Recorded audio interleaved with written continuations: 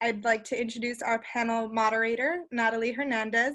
She is the Associate Director of Climate Planning and Resilience at Climate Resolve in Los Angeles, and she is a specialist in environmental policy and community planning. Natalie, can I invite you to come on screen? Make sure we give the right Natalie. Hi, let me center my screen. Hi, I'm Natalie Hernandez. I'm calling from historic Tongva land in Los Angeles at Climate Resolve, the organization that I work for. And I want to step back and reflect on something that Nancy had emailed me when asking me to be a moderator for this event. And she said, to her knowledge, this was the first of its kind event that's taking a close look at how climate change is affecting the agricultural community, including perspectives from farm workers, farm owners, healthcare, education, and government. So there's been research on farmers and climate change, and there's been a lot of climate planning for communities with farm workers. But this event is putting farm workers at the center of planning and adaptation.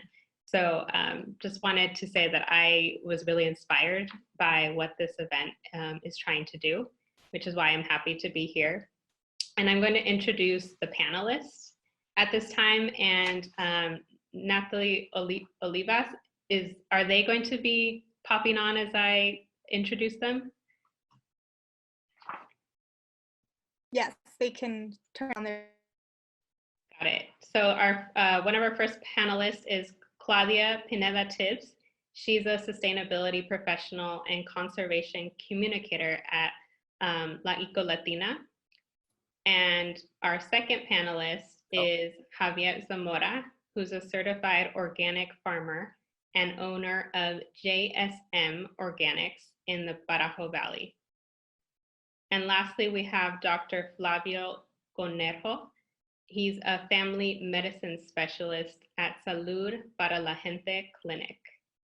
And right now we also have a special guest via video. And so what we're going to do is show the video.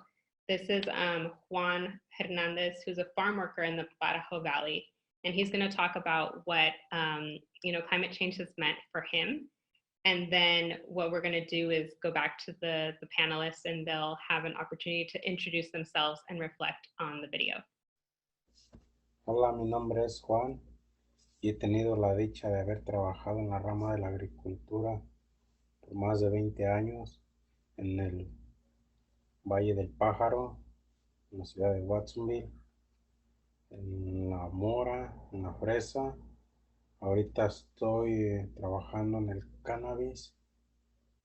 En los últimos años, toda la rama de la agricultura ha sido afectada por la rama de calor, que es a veces muy insoportable, y los campos están muy resecos por falta de agua.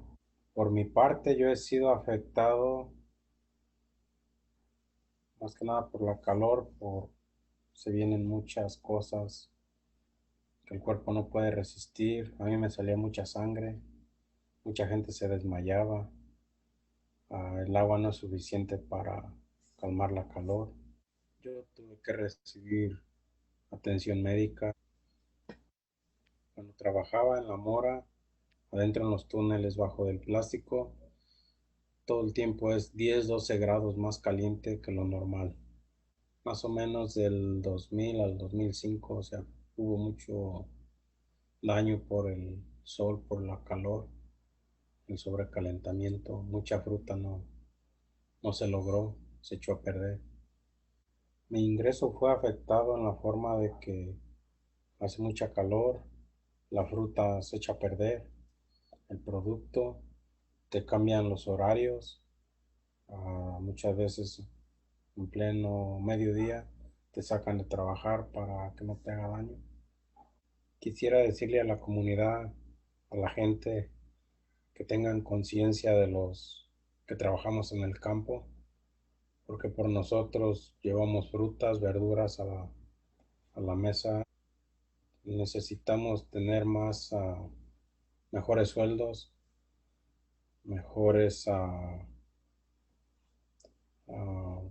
compañías de seguro, Llevamos mucho, ¿cómo se dice?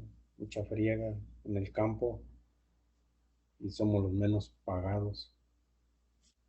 Para vivir con dignidad, un trabajador agrícola necesita mejores sueldos, mejores aseguranzas médicas, que no nomás cubra a la pareja, ya sea la esposa o al esposo, que cubra a los hijos y un poco más de respeto hacia las personas. Ok, para cerrar esta entrevista, solo quiero decirle a la gente que tenga conciencia, que lean, miren videos sobre el calentamiento global. Existe y nos está dañando a, a nosotros como personas. Solo les digo, piensen en sus hijos, en sus nietos, piensen en el futuro de ellos. No, no hagan cosas que esté dañando el planeta, porque en realidad todo nos está dañando. Gracias. Thank you so much for sharing that video of Juan. So now I'm going to ask each of the panelists to briefly reflect on that video from their perspective and how climate change is affecting them and the people that they work with in agriculture. So first I'll turn it over to Claudia. Hi, buenas tardes. Good afternoon, everyone. Mi nombre es Claudia. My name is Claudia, and I thought that video was very interesting to hear from you know, somebody who is out there in the fields working to provide us with resources, to provide his family and his community with resources as well. And when I was working as an educator in the community of Watsonville, I remember working really closely. This is Peach, please ignore her. Working really closely with the farm working community.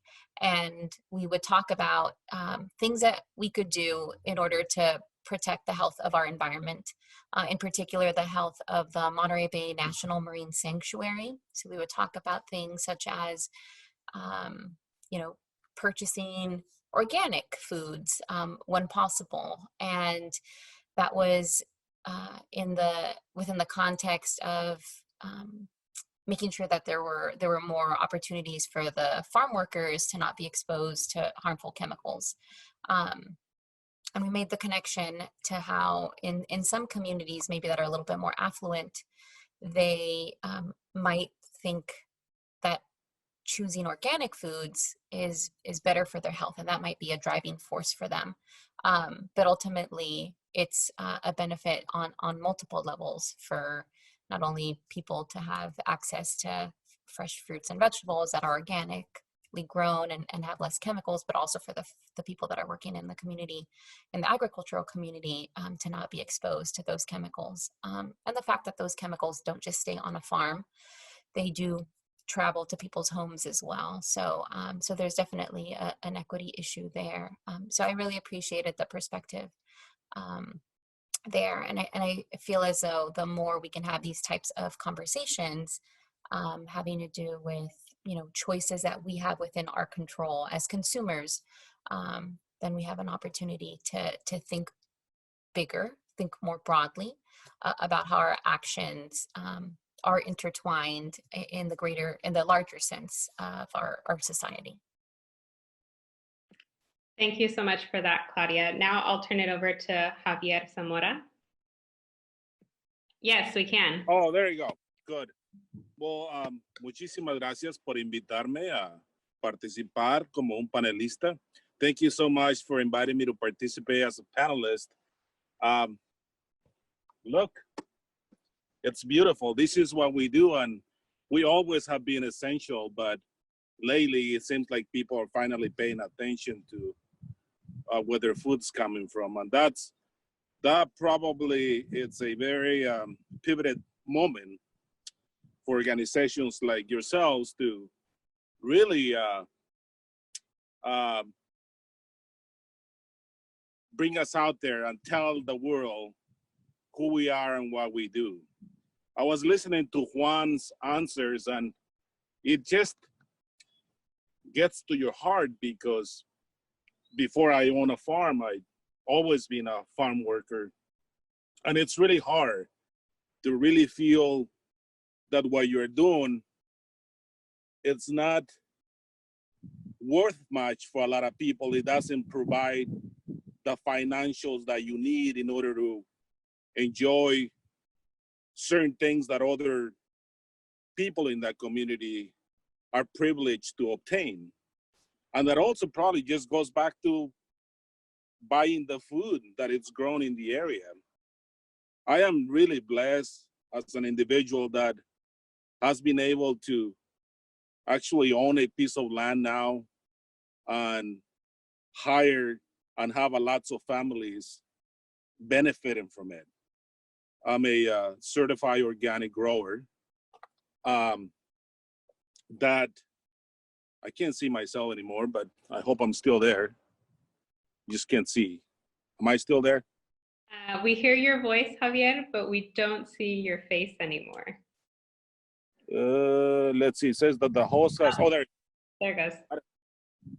Well, I'm back. So going back to being able to own a piece of land and helping the community, not only having a more sustainable operation, paying good wages to our workers, but also bringing food to our own Hispanic community and communities that otherwise wouldn't have access to. I feel really good about the way that I'm doing things, because it helps me make a little bit of a change in our communities, not only for our people in our communities to eat healthy food, that it's organic and doesn't have the chemicals that are killing us, and having workers that can go to their house and don't have to undress or shower before they can actually say hello to the loved ones or pet the dog or kiss their spouses. And also treating our natural resources in a way that can be better for future generations than when I took it on. We are borrowing this land, and this land will be a benefit for future generations. What we do now will either make our future generations more successful, or will make them fail faster if we ruin it what we have. I believe that farming organically, it's probably an answer to some of the issues that we're facing these days, because farming organically at a smaller scale has a more sustainable component to it. You care and you must be part of a community of farm workers. You must be a part of a community of buyers, and you must integrate some nonprofits or people that are really interested in doing something good for all of us in our communities. Juan also touched a little bit about how he's felt during these times that our weather conditions, our climate is changing. You don't have to go far away or many years ago. 4 years ago, we experienced, 3-4 years of very, very harsh droughts with no rain in this area. Recently, last year or even this year, we had rains at times that we shouldn't have rains.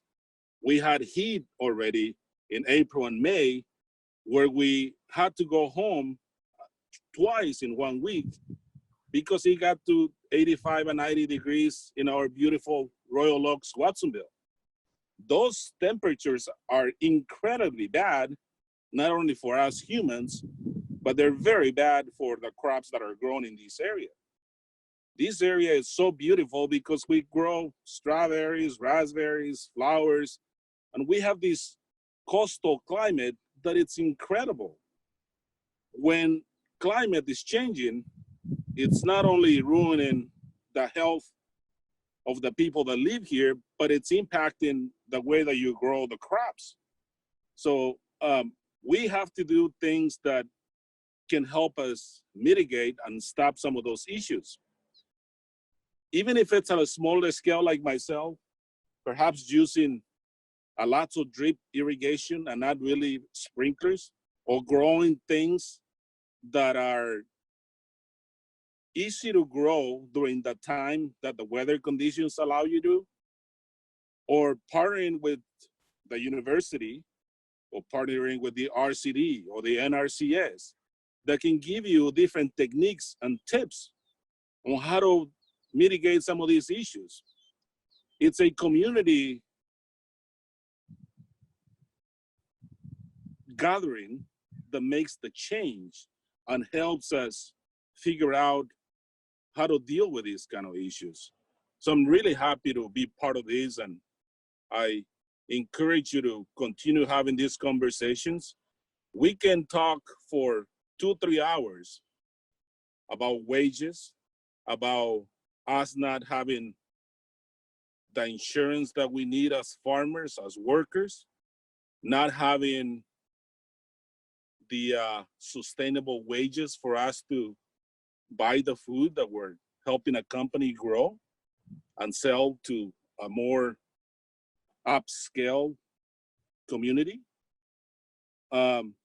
We can talk about why Juan doesn't want to do raspberries inside of tunnels anymore, and he would rather go and work for the cannabis industry. It's not so much that conditions will be much different.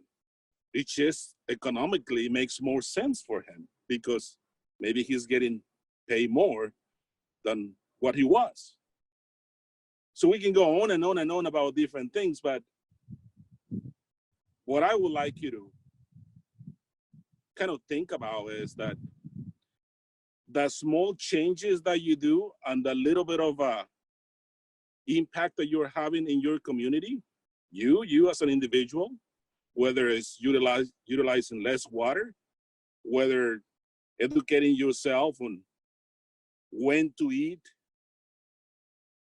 strawberries, on when to eat a zucchini, when to ask for eat more local stuff, or when it's grown, it will help tremendously. And just educating yourself about where the food comes from and who's behind the food that is growing, who's growing it, whose hands are touching the food that it comes to you, versus just thinking that a trip to the grocery store will satisfy the needs that you have.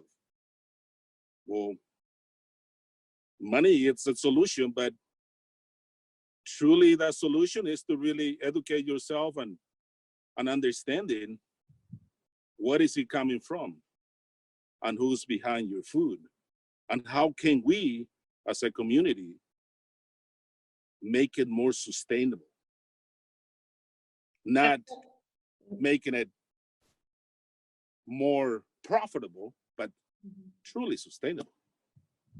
Javier, thank you so much. This is so important. And I personally want to also acknowledge how beautiful the background is behind you. So many of us are inside attending this virtual Zoom. And I know you can't probably read all the comments, but you have a lot of comments that are saying, thank you for the work that you're doing. It's amazing. Somebody said for president. And you know, we're going to come back to you, Javier. We're going to go on to Dr. Flavio Cornejo to talk about what he's seeing at his work at the clinic and, you know, the impacts, the people that are visiting him. And then we'll come back, okay? Gracias. Okay, Dr. Flavio. Hello, I'm Flavio Cornejo. As you heard, I'm a family physician with Salud para la Gente. And many of my patients tell really similar stories, pretty much echo with Juan was talking about the farm worker feeling disrespected, underappreciated, underinsured, underpaid. Get so many patients that work for decades out in the field. They get to be in their 60s or 70s. Their knees are all tore up from the arthritis. They can't afford the knee replacement surgery. They can't work anymore. Social Security, if they're even able to get that, many are undocumented and unable to get the same resources as others. So everything he said is totally right on, and I hear the same thing over and over.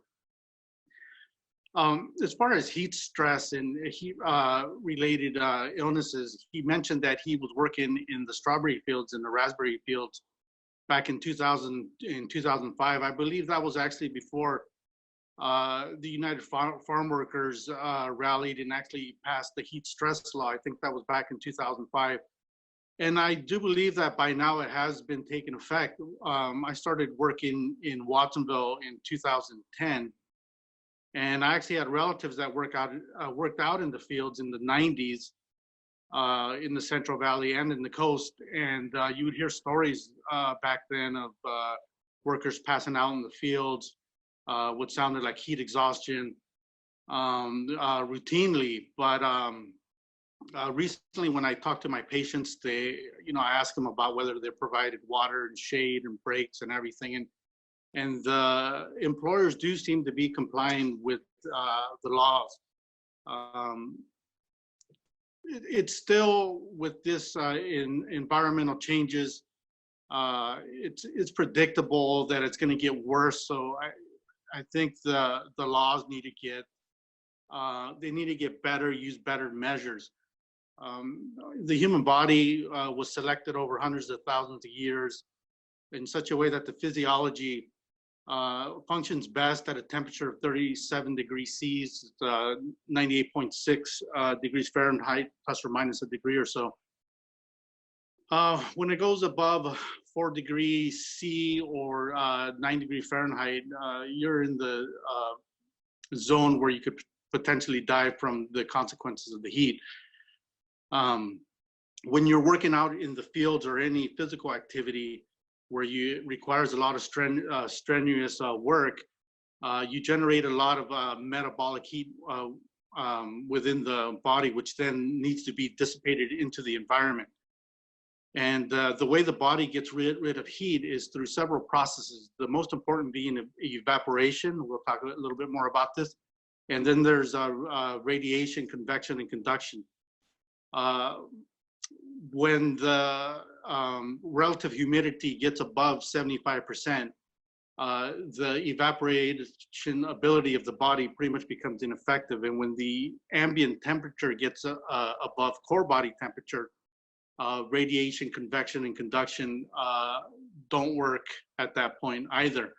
So as the globe warms, as heat waves increase, the body's capacity to dissipate the heat is going to become less and less, and we could predict more and more exertional heat stress, ultimately illness. Yeah, heat stress could be something as simple as heat cramps, ranging all the way to heat stroke. You can get heat rashes. Heat exhaustion is basically when your heart is not able to put out enough volume to deal with the metabolic demands that the body needs in order to cool. And so the temperature starts to rise, usually between 101 to 104. At that point, proteins begin to break down, muscles and organs begin to not get perfused well enough, and so they start to basically die. When you get to heat stroke, that's all the problems that I've just talked about. Plus, at that point, your nervous system starts to fail. So at that point, you get confused and delirious, eventually leads to seizure and comas. So the whole idea is not to get there. One of the biggest risk factors, actually most of the heat injury occurs in the first couple weeks of a worker starting to work, or when there's a heat wave that just came in and the worker is not adapted to that heat. it take about 50 to 70% of the heat injuries occur in the first 1 to 2 weeks. And that's about the time it takes for the body to adapt the physiology to the changes to be able to deal with the heat. The other thing that needs to be done in order to accurately assess the temperature outside is to get a good heat measure. What you hear about a lot right now and what's reported in the news is something called the heat index. And that takes into account ambient temperature and humidity. But that only tells you how it feels outside in the shade. It doesn't tell you how the physiology is likely to be stressed under that environment. There's a much better measure called the wet bulb globe temperature that ought to be adopted by everybody. I know right now there's not a lot of good ways to get that temperature. I looked online, there's a place called Earthworks that has a really nice website, but you have to pay a little bit to be able to access that. There's the National Weather Service, but I went on that website and they still look to be under the still prototype. There's also these handheld devices that are really nice, and actually they seem to be selling a lot to farmers who have cows, and actually use them to take care of the cows. Anyways, that device, one of them is called the Kestrel, the other one's 3M makes one. But anyways, I think I've gone on too long. If you guys have any more questions, feel free to ask. Thank you, Dr. Cornejo. If the audience does have any questions, can you please put them into the Q&A function on your Zoom? It's at the bottom of your Zoom panel. I have one more question that I'm going to pose to all of you, and then I have some questions that have been coming in already from the audience through the chat. So this question, I'll keep brief, and hopefully the panelists can also keep their answers brief as well. And it's about solutions. We heard about issues that you all face when working with different populations.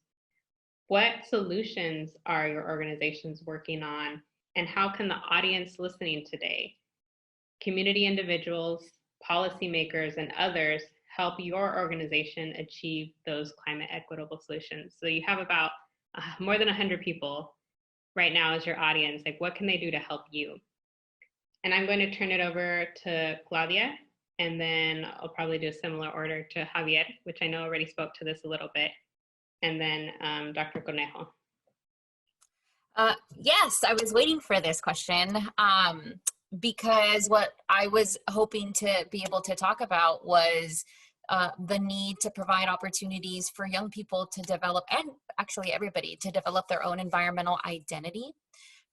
So by being able to participate in, informal environmental education opportunities where there can be these nature experiences that allow families to be out in nature together, or young people to have experiences in nature with a trusted and caring adult, then that allows people to develop their sense of place. It allows them to understand a little bit more about their role in the environment, and that can lead towards developing a conservation ethic. So I would say invest in young people, invest in families, just invest in your community, and a tangible action that anybody can take is to work with your local nonprofits doing this type of work. Regeneración is a great example, and we heard a couple of other ones mentioned today, Communities for a Better Environment. So Yana, just letting you know, when I was in high school in Southgate, I participated in CBE's program in Huntington Park. And I definitely credit that experience as a catalyst point for me to learn a bit more about environmental justice issues. So if we want to build a generation of activists, then I think it's important for us to invest in young people. And I also think that families have a wonderful opportunity to bring this multi-generational approach to conservation, to activism, to learn from elders, and to bestow that knowledge on to the various community or family members that we have as a part of our relationship. So I think staying in relationship with our community is very important. And I definitely would love to, expand a little bit more if anybody is interested in discussing that further. Great. Claudia, maybe you can drop your contact information into the chat as well, if folks don't have it already and want to reach out to you personally. I'm going to turn it over to Javier. And again, you kind of talked to this a little bit about people should think about where they buy their products from, and that affects you and that can help you out. Do you want to say anything else about it?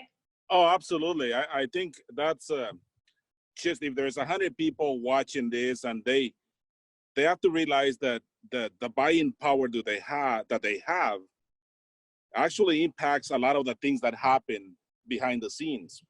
I think if you support a farm like Juan Hernandez or Cristina Dunley or Hannah or Jose Luis Flores or the McGuinness, that are small farms that are trying to get their names out there, and actually they farm in a way that is sustainable, has an incredible effect in our communities. My farm, I realized that just by being me and letting you know what I do, has a tremendous impact in the community, bringing the Harnell College students, the students from Cabrillo College, the UC Davis, the Monterey Bay, Berkeley, Stanford. They all think now I'm a hero because all I do is what I love. And this is not a silver bullet, but it's a solution to the issues that we're facing. We need smaller farms closer to where the food is needed. Nothing wrong with the huge farms. We need them. There's billions of us and we need to eat. But there are a lot of kids that are thinking that maybe that technology is not what they want because there's just so much pressure monetarily. There is a solution for them. I see it. I see the Salinas Valley Dream Academy, that when the kids come out, I have kids working for me that go to Fresno State. They're incredible. They want to have their own farms. We need nonprofits. We need the political figures to pay attention to what these kids want, what they want to do, that ultimately will make you look good because you're out there. You are talking to the people that are dressed up and have absolutely no idea, or some of them do, but they do very little about it, to really help Juan Hernandez or Hannah Lyon. So educate yourselves.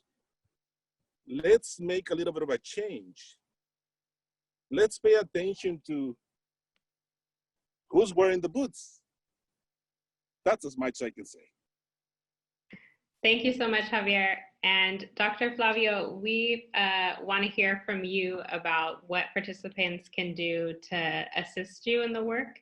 And particularly, there's some questions that have come in the chat about healthcare, and like if there's anything we could do to ensure that farm workers have healthcare.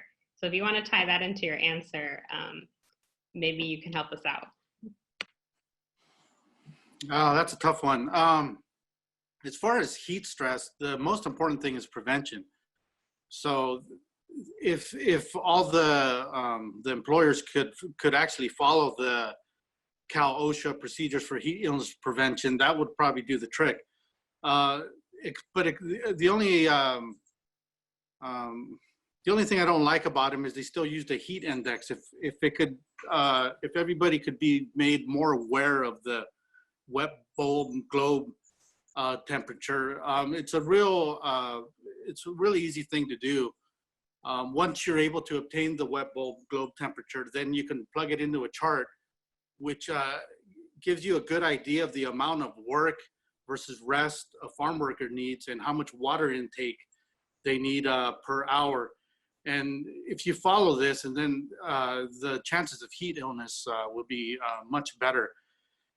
As far as lack of insurance, that's a problem everywhere. It's not just farm workers. It's a societal problem, or underinsured. At least that's where I work at Salud para la Gente. It's a community health center that we're able to see patients at a really reasonable price on a sliding scale based on their income if they don't have insurance.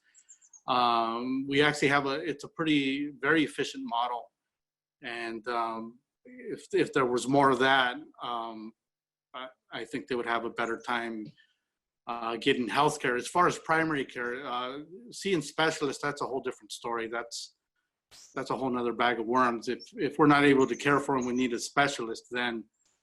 And then that's a problem. So that's where national health care or some other form of insurance needs to come in. And I don't think that could be solved locally.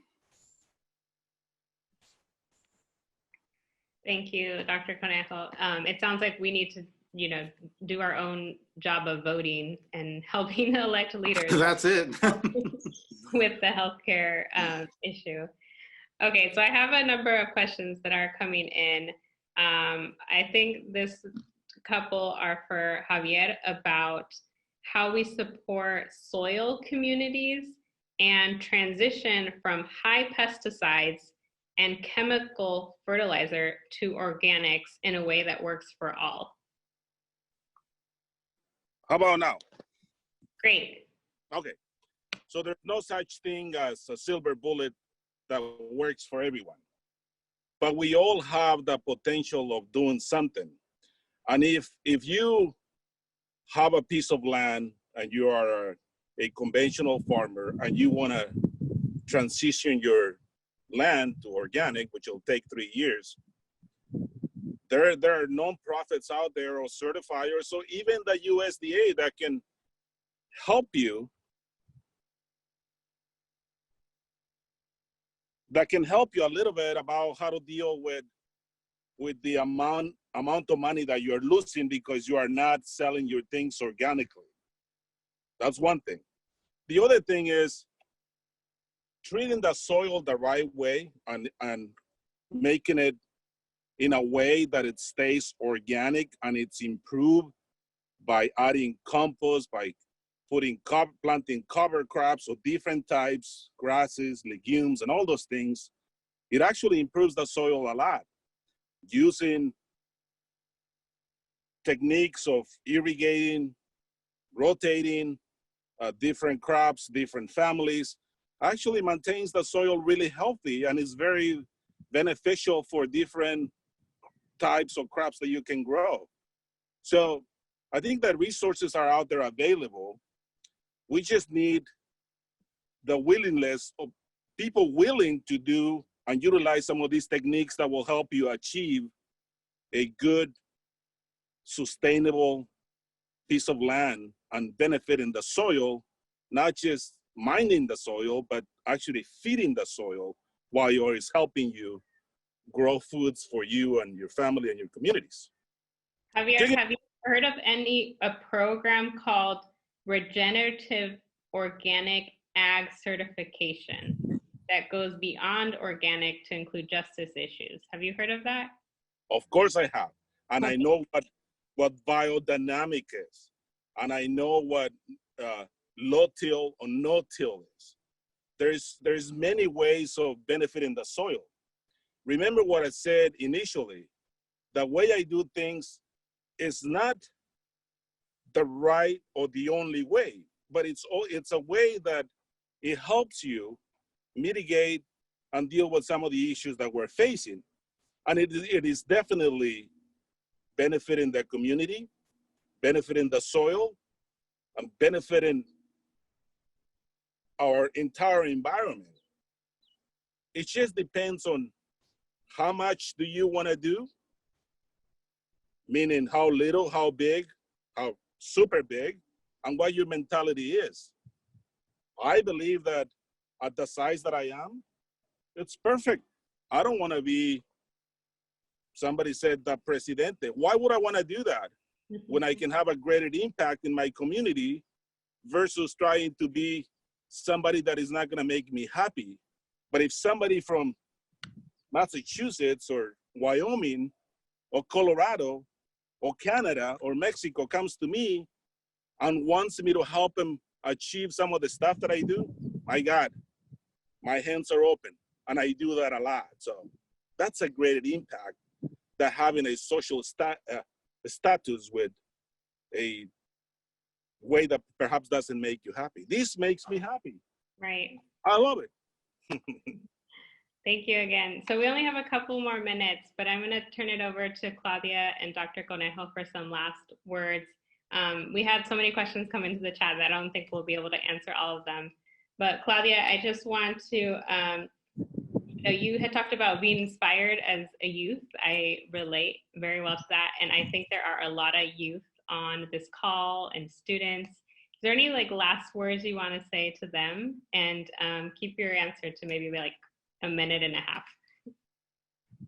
Yeah, absolutely. I think especially this year, which is such an important year, it's an election year. Even if you're not eligible to vote because you're not of voting age, you can still have an impact. You can still be an advocate, and your voice matters. And funny enough, in our community, in the Latinx community, in the Latino community,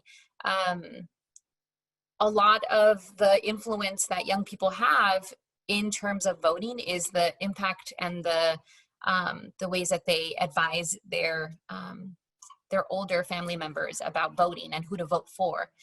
So if there's something that you really want somebody to vote for or vote in support of, encourage them to vote that way, because it's your future that's on the line. So get involved as much as you can, and just remember that you are inheriting everything that we have set for you. So don't be ashamed. Don't be scared to say what you want and what changes you need us to be making during this time. Thank you, Claudia. And Dr. Cornejo, do you have any last words you want to say to folks on the line, just about anything you've heard today? No, I can't think of anything, really. Well, there is one question that kind of came up that I will direct to you then. Somebody had a question about air quality and agriculture, and maybe how those affect each other.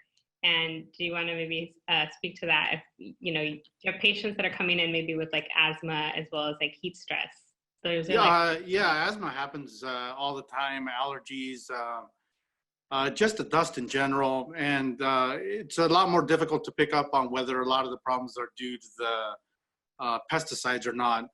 A lot of that could be subtle. It could be that they are allergic to the pesticides. I've had a few patients with some cancers that could have been related to the pesticides. It's extremely difficult to make the connection. I bet it's a lot higher than reported. But yeah, the dust, just the dust of being out there, and the pollens and of the vegetation in the area. Some people, a lot of people can't even work out there because of that. And the ones that do seem to that have asthma or allergies tend to use more medicine during the working season. Thank you. Well, it sounds like this is a topic of research or interest, at least to one person who's watching, just thinking about air quality and agricultural communities, as well as the effects of climate change.